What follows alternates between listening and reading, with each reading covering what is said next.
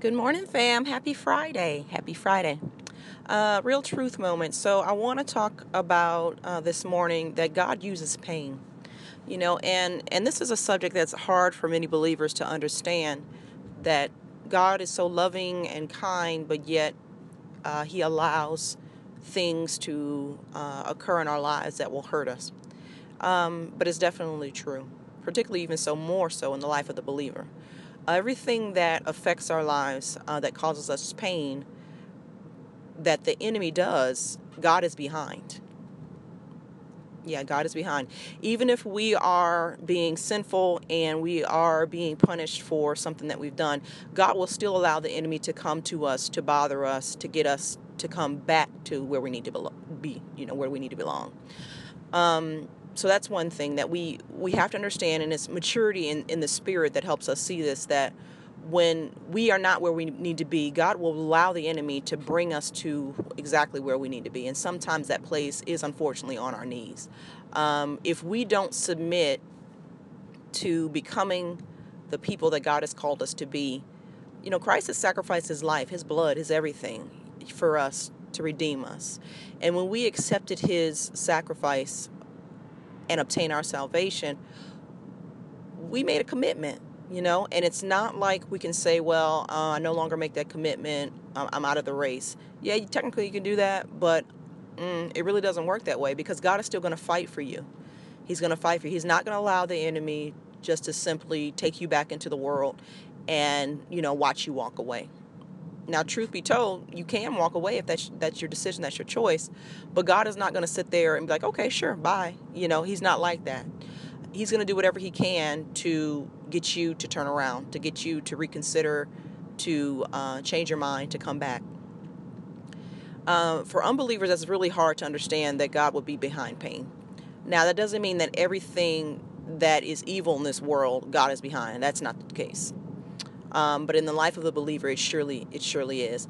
And I'm looking at, particularly this morning, I was looking at the story of Lamar Odom, and that, it really hurts my heart to even see, the stories about what's going on with him. And this man is fighting for his life, and, and he had children, and it's a sad story. When you have so much brokenness inside of you, that you resort to doing behaviors that are dangerous, that are very dangerous to your well-being, to your life.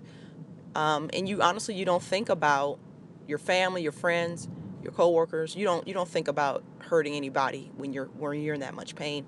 And that's what I see when I look at this guy. He had, all the fame, fortune, was married to a Kardashian, had the basketball career, but yet and still it wasn't enough. And my philosophy when I look at him is that it was because he was broken and he couldn't find the love that he wanted. One of these stories I read said that he spent like $75,000 or something for 24 hours of companionship. Hear me when I say companionship, with two women. And I'm thinking to myself, $75,000 for two women for 24 hours. What is it possibly that you needed, Sue, that it hurt that bad and that it needed to cost that much? You know what I'm saying? So it just goes to show again that just because you're rich and famous and you know everybody and everybody knows you, that doesn't mean that you're happy. Money doesn't make you happy. People doesn't make you happy. Don't make you happy. God makes you happy. God by bringing you joy.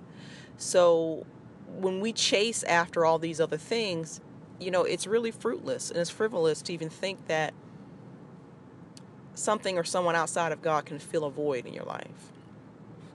Another thing I looked at when I saw his story is that, he has people coming to him now while he's at his bedside, fighting for his life. They're there wanting to show him love and affection and praying for him to pull through, which is all well, fine, and good. But at the same time, some of these people, maybe a year ago, months ago, have walked away from him when he was healthy.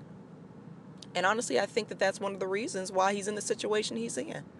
And I think about it and I recollect, don't hold your love, guys, back from folks. If you love them, show them daily, tell them daily, because not an hour, not a minute is promised to any of us.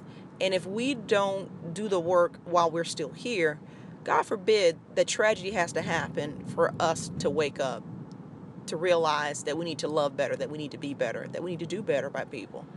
God uses tragedy if he has to. And that's the case. That's what's happening with this thing. It's going all over the world. But people are watching this story and they're saying, wow, it's sad. Yeah. But at the same time, what can I do differently to not be in that situation, for my own life? At least that's what I'm thinking. So my motto to today is, if you love somebody, show them, tell them, don't wait. Life isn't promised to us. God is, but that doesn't mean we're going to have the ability to even accept him tomorrow if we're graced to see it.